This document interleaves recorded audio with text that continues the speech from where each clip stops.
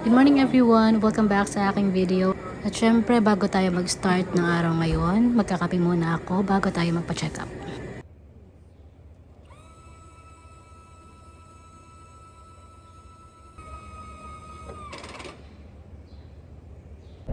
Tapos na yung check up guys, so duman kami dito sa Speedway. Okay, here's the tunnel to go under the track. This is actually the track right here. Where it says tunnel 7, right on the other side of that. This is considered turn 4, and this is a straightaway. So the cross finish line's right down here this way. At ito yung entrance sa Indianapolis Motor Speedway. Ang ganda. Door track, go-kart track that you can race in here.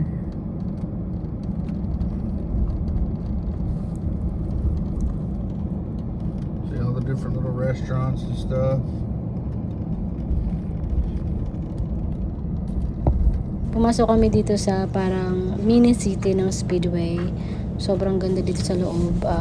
Hindi lang masyado ma-appreciate dito sa camera, pero pag sa personal, sobrang ganda niya. Ito yung home ng Indianapolis 500 and Brickyard 400. Yeah,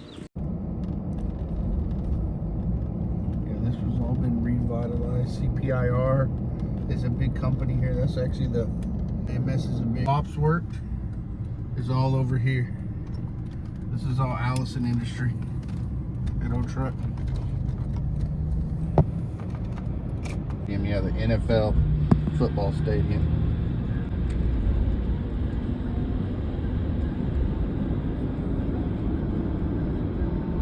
Kakauwi lang namin galing sa city.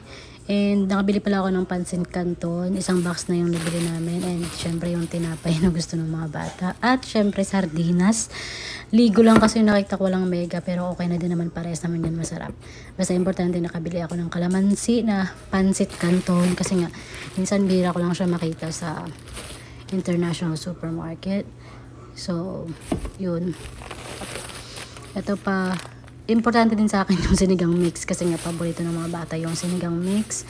Marami akong binili niyan kasi ubos na po yung stock ko kasi minsan na lang kami napupunta sa supermarket. And nakabili pala ako nitong dato puti. Soy sauce pala to, no? Malamang soy sauce talaga yan. And nakabili din ako ng sauce na Filipino sauce.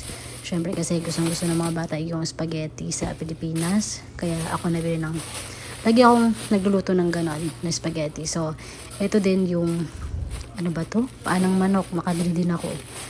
So, nami-miss ko na yung barbecue ng paanang manok or kaya i-adobo ko na lang to sa maanghang. Ito din dilis nakabili ako. I-try ko din to kung masarap ba siya. So, try ko din mamaya.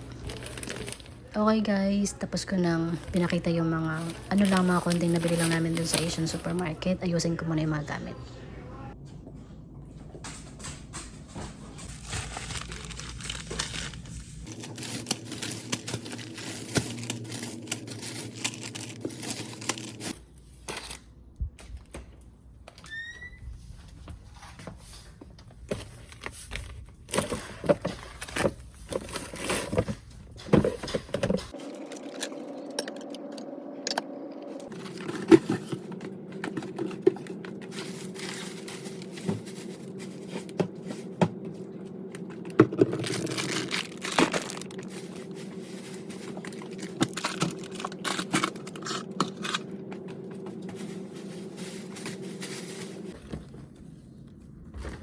Hindi ko pa nagagamit yung mga gulay pero labas muna kami ng mga bata. Kukuha kami ng berries. Ayan yung mga berries. Berries yan doon. Tapos dito. May berries pala dito. Ayan oh. Kita nyo ba? Mamali pa man yun Ready na yung black. Ready na yung black. Ito mga black. Ayan. Ayan oh. Daming berries. Abutin mo, kunin mo. Alam pa oh, dami pa. Ay ito. Yung mga black lang ha. Mga black lang. Ikadiha nga nini kung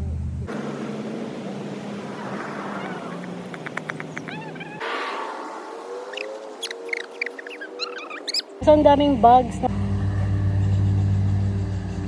Ang dami nga lang bags.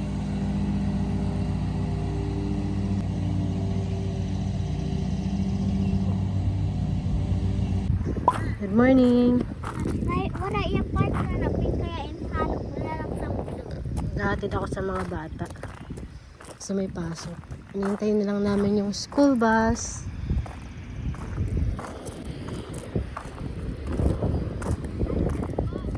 Kahapon sobrang init. Kaya nakat ulit yung grass. Tapos ang daming berries dun. Daming berries. Dami kang makukuhang berries. Mamayang hapon kukuha ulit kami ng mga bata. Yung blackberries yung andoon. Check natin yung mga flowers. That's 5. So, 5 you can come here. parang uulan nga ngayon. So hindi na ako magdidilig ng mga flowers or halaman. Kaya dry ulit yung ano. Yan yung mga flowers. Oh. Akala ko kakalat siya. Hindi naman siya kumalat. Pero okay lang din naman. Ang ganda pa rin. Tingin tayo ng mail.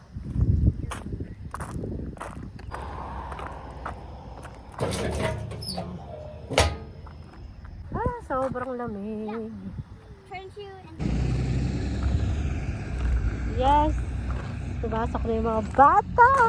Makakapagpahinga na ako at babalik ako matulog.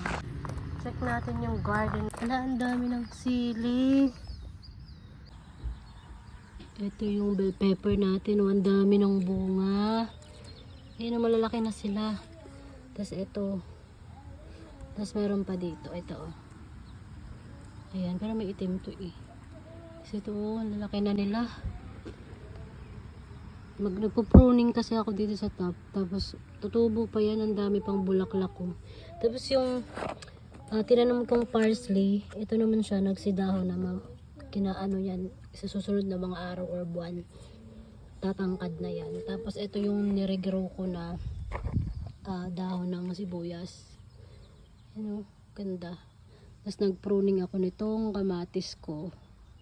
Pero namumulaklak na yung iba. Tapos yung ating strawberry, tumutubo na, may mga insect nga lang na kumakain sa mga flowers. Pero anyway, ito yung mga strawberry. Itong white, yan yung parang para mamatay yung mga insect. Tapos meron pa tayong cilantro. Tapos dito naman yung ating mini garden ko lang to. Hindi naman to kagandahan na garden, pero at least nakakapagpabunga tayo ng kahit konting mga vegetables. Ito yung ating sili. Dadami pa yung mga bunga niyan. Dami oh. Tsaka ito pa oh. Meron pa sila dito. Tapos ito pa. Ang dami ng sili. Tapos nag-regrow ulit tayo ng lettuce natin. Diba? Tapos ito yung ating kamatis na mamulaklak na siya. Tapos ito yung cucumber natin. Ayan, kumakapit na dun sa wire yung cucumber natin. Tapos hiniwalay ko yung iba. Ito yung green peas oh. Malapit na mamunga yan. Then after nito mag-add tayo ng okra tsaka eggplant. Pero at least yung mga kamatis natin malalaki na, diba? So yun lang naman yung ating mini garden. Hindi pa masyado maayos dahil ayusin ko to soon para mas maganda yung garden natin. Yun lang naman yung gusto kong i-share for today's video. Pero gagamitin ko to pag gumawa ako ng salad. Wala na masyado natitirang cilantro sa akin. So, yan yung strawberry natin. Nagsilakihan na yung strawberry natin na germinate. So, yun lang naman yung aming video ngayon. Wala pa yung mga bata. Mga around 4:20, andito na sila. Almost 4:05 na siya. So, mamaya andito na sila. Matutuwa yung kasi may pansit canton, may dilis, tapos yun nga, may mga bread na parang pandesal siya. Gustong gusto ng mga bata. So, yun lang naman, and huwag niyo pong kakalimutan ha, mag-subscribe sa aking YouTube channel for more update po ng aking video. Thank you! Super haggard ako dahil, pero okay lang yan. Thank you for watching, guys. Bye-bye!